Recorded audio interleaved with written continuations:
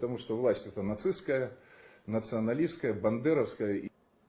Они составили, так сказать, определенную позицию по отношению к действиям руководства страны на территории Украины.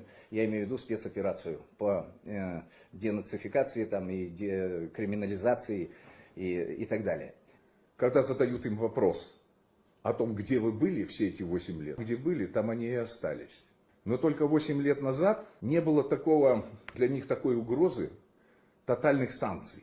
И поэтому они сидели и молчали по следующей причине. У меня 10-я часть списка деятелей нашей культуры, здесь самые известные есть, политики и так далее, у которых недвижимость за рубежом. Перефразировал французскую пословицу «cherchez la femme», я бы ее так сегодня перефразировал: «cherchez la immobilier». В этом списке, это 10-я может быть часть того. В Соединенных Штатах, в Чехии, в Швейцарии, в Черногории, в Испании и так далее. И поэтому вот этот сброд, вот это все собчачье отродье. Радиостанция «Дождь», радиостанция «Эхо Москвы», которая занимает откровенно антироссийскую позицию. Сегодня создали вот такую атмосферу, которая пытается очернить и подвергнуть даже не критике, а обструкции действия президента и действия наших вооруженных сил. Не с Украиной воюем. Мы сегодня боремся с нацизмом. И сегодня Европа показала, что она насквозь нацистская. Эта война не кончалась с 1945 года. Стая вот этого шакалья, который поодиночке являются ничтожествами, они объединились против России в русофобской, нечеловеческой злобе. Они защищают нацизм откровенный. И сегодня ни о каком переговорном процессе речь идти не должна. Мы должны закончить эту операцию, отстаивать наши интересы. И что касаемо вот этого сброда, который внутри нашей страны вопит, поддерживающий украинский нацизм, бандеровщину и прочую сволочь, надо все-таки разобраться с их положением в нашем обществе. Люди должны понимать, кто это и что они представляют сегодня для нашей страны, и нужны ли они нашей стране.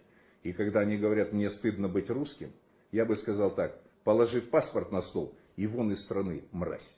А вот этот списочек, если вам пригодится, я не буду его зачитывать, тратить ваше время. Вот эти самые известные люди, которые больше всего вопят, что у них есть за границей и какие у них есть гражданства.